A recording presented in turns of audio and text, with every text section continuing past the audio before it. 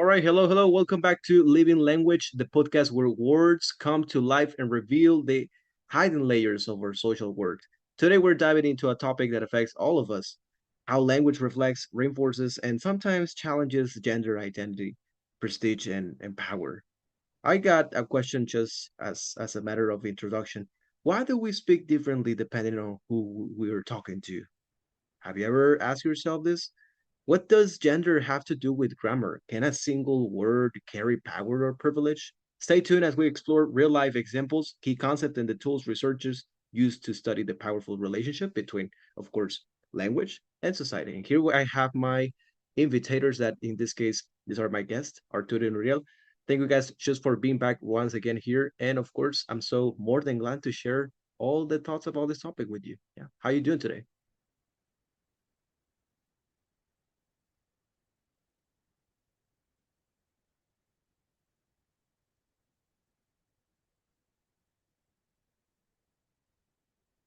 Just as a matter of introduction, let's just connect language to identity and power. And that's what we have to start with.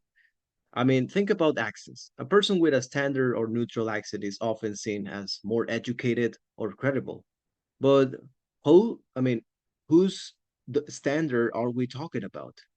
Have you ever wondered that? I mean, usually the one associated with power, often white, urban, and middle or upper class.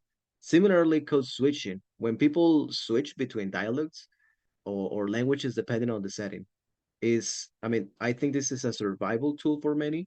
It reveals how linguistic prestige and social expectation go hand in hand. Of course, your voice, your vocabulary, your grammar, all those levels of communication, they all signal who you are or who you want to be seen as.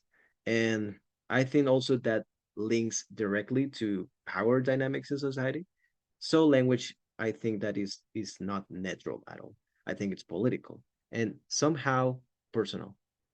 So what do you think about this, guys?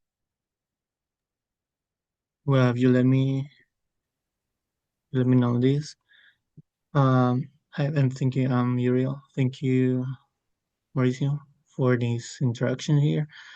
So I think that not all language is treated equally. That brings us the precision power. Some ways of speaking are considered standard or correct, while others are seen as informal, broken, or even wrong. This isn't about intelligence. It's about social hierarchy. Standard English, for example, is often associated with education and authority, while dialects like African American vernacular English or regionalities may be unfairly stigmatized. This kind of language discrimination reinforces systems or, why not, inequality. So, how do we study all of this? The linguists use methods like discourse analysis to see how power show up in conversation. They conduct interviews, analyze large collections of spoken or written texts, and observe how people interact in real life. These tools, as you know, help us uncover the high rules of communication. These ones that shape our relationships or our institutions and even our identities. So I want to remind this language is no neutral. You can see. So it reflects our culture, as you said, as you mentioned before, but it's also shaped by paying attention to how we speak and how others speak. We can better understand the force of gender, identity, prestige, and power to shape our society.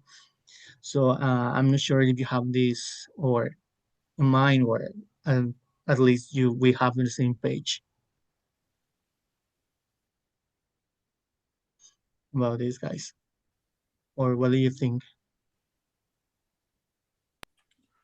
If I can have my turn here, I will just agree a little bit with what Mauricio said at first, that through the whole life, through his history, language has served to maintain a social order. Like he said, like We are constructing identities, and we try as humans establish hierarchies, reinforce norms, and also sometimes to challenge them.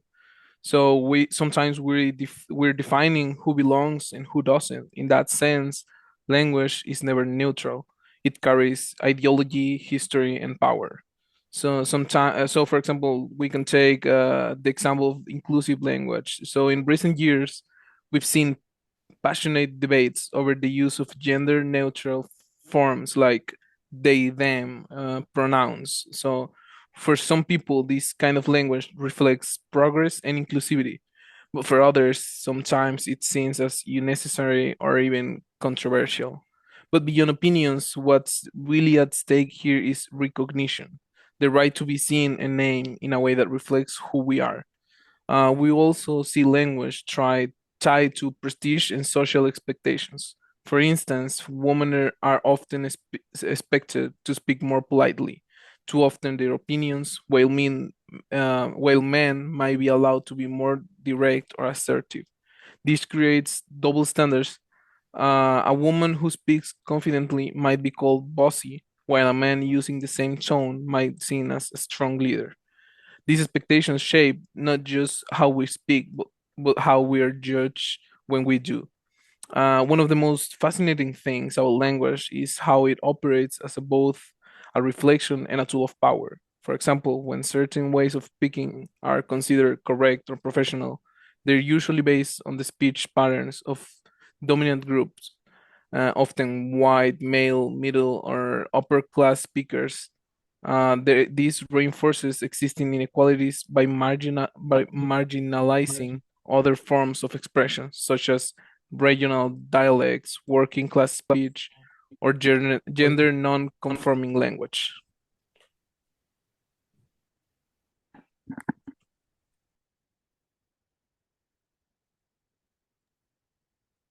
Yeah, so its identity, right? Its power and its culture. By understanding how language shapes gender, status, and belonging, we become more aware of the social forces at play in every conversation we have. And with awareness, we can choose to speak and listen with greater respect and empathy and why not intention. All right, so as we wrap up today's episode, as the first participant, Mauricio in this case, and of course our next and second participant, Uriel, and the third one, Thank you, Arturo. thank you. Guys, thank you so much just for having the time to share of a bit of your thoughts because we know that it's not a very easy topic. And of course, I would like to just approach the fact that we have to take a moment to reflect about this. Uh, I know language is far more beyond than a set of rules or sounds. It's a living, it's a breathing system that shapes how we see ourselves and how others sees us as well, and how we interact with the world in basic words.